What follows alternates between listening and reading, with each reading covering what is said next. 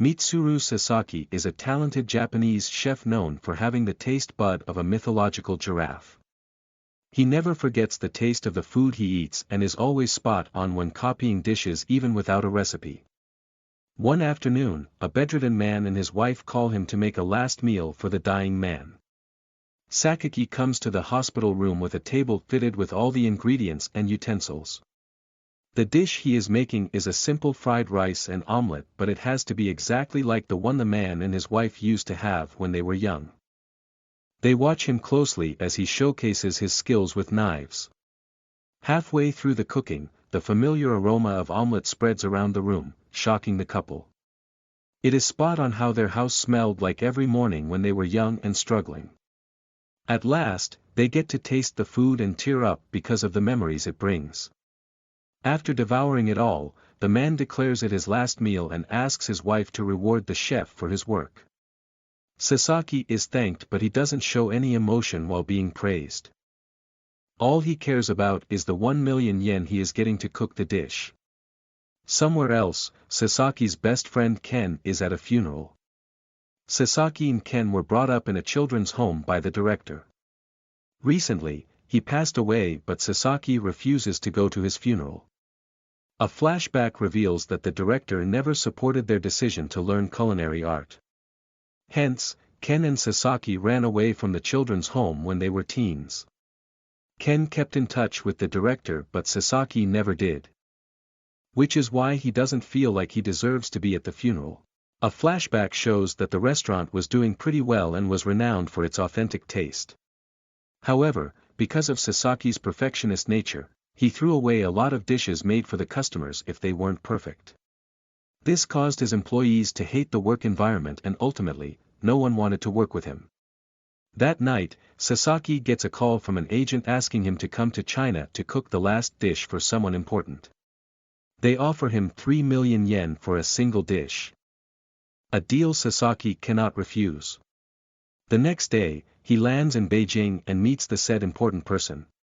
He is an old man named Saimayo, a chef respected by every Chinese culinary artist. He cooked for generals and emperors during the time of World War II and is regarded as a legend of East Asian and European cuisine. Sasaki is confused as to why someone like Yo wants him to cook his last dish. The man introduces himself before revealing that a teacher Notaro taught him to cook everything he knows. Notaro paved the way for his career and made him into who he is today. When they were in Manchuria during World War II, they created 112 dishes, each made with different flavors and different cooking techniques. They were the rarest world delicacies, but the recipes have been lost. No one knows Notaro's whereabouts, but Yo believes that he still has the recipe book. Sasaki's job is to find Notaro's book and cook the dishes he created. Since the work is tedious, he will be compensated with 50 million yen. The money will pay off all of Sasaki's debt, but he is still unsure about the task. He goes to Ken's local restaurant with the 3 million yen he got as an advance and asks him for advice. Being a good friend, Ken gives him a green light to accept the task because even if he fails, he has nothing to lose. The next day, Sasaki goes to a government office and looks at Notaro's ancestry. He discovers that the man retired in 1964, but no one knows what happened to him after that. While looking through the pages, someone named Tatsumi catches his eyes. He seems to have been a close friend of Notaro who might know his whereabouts. In the following scene, Sasaki goes to Tatsumi's house and finds out he has been dead for over a decade. However, his wife gives him the address of another man who might be able to help him. The man's name is Kamada and he was Notaro's helper when he was in Manchuria. Kamada lives on a secluded mountain running a small restaurant. He discloses that he doesn't have the recipe book, but he can tell Sasaki how the recipes were created. From there the story goes into a flashback. In 1933, Notaro, his wife Chizu, and a young Kamada came to Manchuria for the first time. They were called by the Japanese army general who wanted Notaro to create the best delicacies for the emperor about to visit in a few months. Notaro was given his private kitchen with all the ingredients and equipment he needed. They were also introduced to a Chinese helper named Yo, none other than the old man who is now a retired world-famous chef. Sasaki is shocked upon hearing the name of the person who hired him. Yo was arrogant on his first day. He comments that the Japanese cannot make dishes better than Manchurians, but Nataro doesn't take it to heart. He instead asks the helper to make something for the family because they are tired. Yo makes a famous watermelon dish and puts something special in it which he claims is a secret ingredient. After devouring the food, Nataro gets up and skillfully creates an exact replica of it. Yo tastes the food and is astonished because the chef has nailed the taste exactly even without the secret ingredient. Nataro reveals that he never forgets the taste of the food he eats, a unique talent he has learned over years. Yo is much more welcoming after the incident. They start working together beginning the next day, and the first dish Yo makes is a Manchurian spring roll. Nataro puts a twist on the dish, creating a version that suits both Asian and European taste buds. This spring roll has fish and meat inside and is delicious. Back in the present, Kamada makes the same dish for Sasaki and asks him to taste it. Even the critical chef is blown away by the taste, but he comments that the amount of salt could be reduced. Kamada freezes in shock as the comment sounds a little too familiar to him.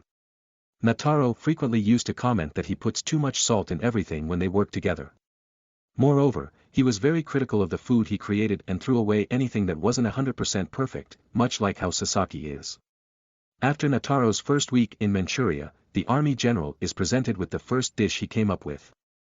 The man devours it all and allows him to create more of such dishes. As work continues, Chizu takes on the responsibility of being the group's photographer. She also helps her husband write the recipes down at the end of every day but refrains from helping in the kitchen because she is pregnant. We are also introduced to the regular military chefs whose job is to cook for the people on the base. They do not go inside the special kitchen, knowing that it is for experimental and special purposes. The chief cook and his son are always eager to socialize and grow close to Chizu with time. One day, Nataro introduces the concept of 112 dishes assigned to 4 respective seasons. They will continue creating new dishes and adding them to the wall, innovating and removing some in the process. In the following montage, we see them experimenting with many foods from around the world. The wall eventually fills up with recipes and they finally make 112 new dishes. According to him, their real challenge has just started because now, they have to pick the good ones out and throw away the average ones. For the next few months, Nataro immerses himself in work but fails to come up with new ideas. Chizu sees him struggling and advises him to start trusting his colleagues. Up until now, Nataro only trusted his craft and didn't believe Yo and Kamada could come up with great ideas. Chizu knows that he can only win if he keeps this arrogance aside. A few days after that, Chizu gives birth and passes away. Not even an hour later, the head cook finds Nataro in the kitchen cooking something and calls him out for being a heartless man. Nataro reveals that he is making Chizu's favorite dish and they enjoy a feast in her memory. Now, the responsibility of his newborn daughter is entirely in his hands. Back in the present, Kamada stops talking and gives Sasaki the address of a Russian man named Joseph. Sasaki has to go to him to hear the rest of the story. Upon reaching Joseph's restaurant, he finds out the man is dead but his son Robert is ready to tell him anything he wants to know. Robert used to be best friends with Nataro's daughter Misa when she was a child. At one point in history, Nataro was called to cook for a Jewish exchange party where he met Joseph. It is also when Robert and Misa met for the first time. Nataro and Joseph have their differences at first but Nataro manages to impress him with his non-traditional cabbage roll dish. It has elements of Russia, Japan, and China, making it a perfect dish for a meeting with people of all these nations. The meeting was highly successful and all credit went to Nataro. This marked the beginning of Nataro and Joseph's friendship. At present, Sasaki is offered the cabbage dish that Joseph's restaurant still serves. He is yet again blown away by another of Nataro's dishes. After devouring it, Sasaki inquires where the recipe book with the 112 dishes is. Robert reveals that one afternoon, Nataro came to Joseph in a hurry and trusted him with the recipe book and a letter. At that time, Manchuria was swarming with spies from different communist parties. Nataro was told Yo was a Chinese spy, who has not only been keeping an eye on them but was selling the recipes to outsiders. The betrayal prompted Nataro to kick Yo out of the base, asking him to never return. Sasaki is in shock that the person he met at the beginning of all this was the villain. But then, Robert hits him with another surprise, disclosing that Nataro asked Joseph to give the recipe book to Yo. This means, the old man had the recipe this whole time but he still made Sasaki run around for it. After finally figuring everything out, he goes to Yo and inquires what the last piece of the puzzle is. Yo still says that he doesn't have the recipes and asks him to read the last letter left by Nataro. In it, Nataro discloses that he was asked to poison the Japanese emperor when he came to feast in their establishment.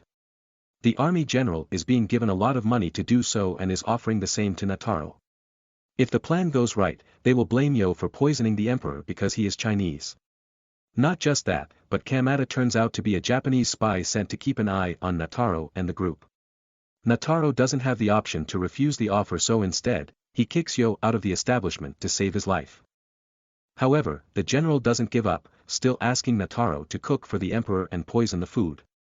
Hence, the night before the food trial, Nataro copies a second recipe book and hands it over to Joseph. On the day of the trial, he burns the original copy of the book, angering the general because his plan is ruined. As a result, Nataro is imprisoned. To ask for forgiveness, Kamada tries to break his master free at last. But before he succeeds, the general shoots Nataro dead. His daughter Misa remains with the head cook who takes care of her like his own daughter.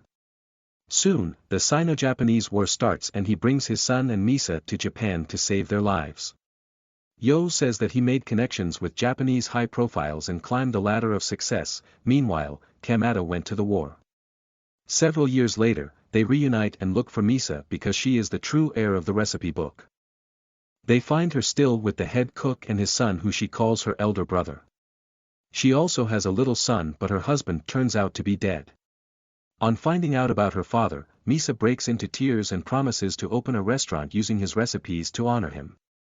Everything goes well until the day of the restaurant's opening. It lights on fire and Misa dies trying to save the recipe book. Her poor kid screams for his mother but she never returns. The book, however, was miraculously saved. A few days after her death, her elder brother took the responsibility to take care of her son and established a children's home for less fortunate children. This is when Sasaki realizes that the kid is himself.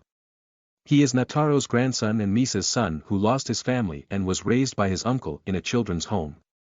Yo sent him on this mission so he would find out about the history of culinary art in his family through research.